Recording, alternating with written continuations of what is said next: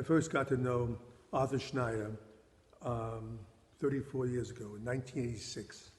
I was the U.S. ambassador to Austria, and Arthur arrived in Vienna with a beautiful young woman named Elizabeth, who told me he was going to marry.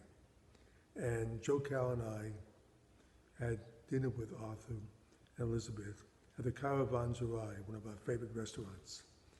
And I was curious to see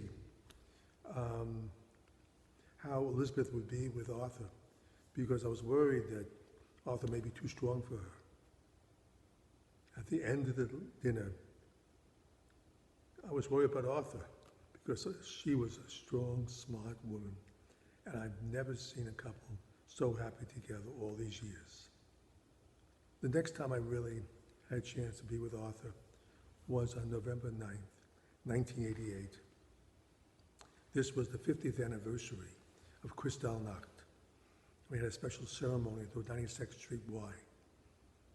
Arthur was the first speaker, and as Arthur had to make a plane that night, he made one of his shortest speeches of his life, maybe the shortest, but was one of the best, because he told exactly what Kristallnacht meant for the Jewish people.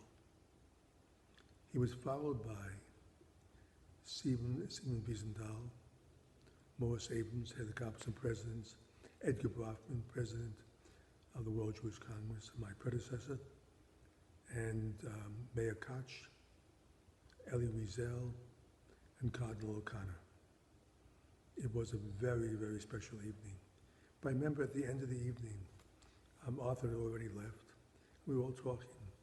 We all agreed that his speech was absolutely fantastic. And among this group, there were some great speakers. And I made the point, after I succeeded Edgar Brofman as president of the World Jewish Congress, that every one of our annual dinners will be on November 9th.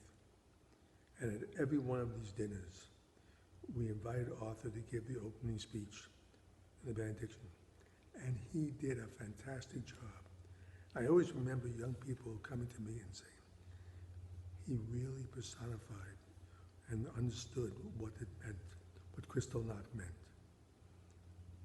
It is now 34 years later, and I still come to Arthur whenever I have a problem. Not a religious one, a problem. And he always has the right answer. But the fascinating thing is, Arthur Schneier is exactly the way he was 34 years ago.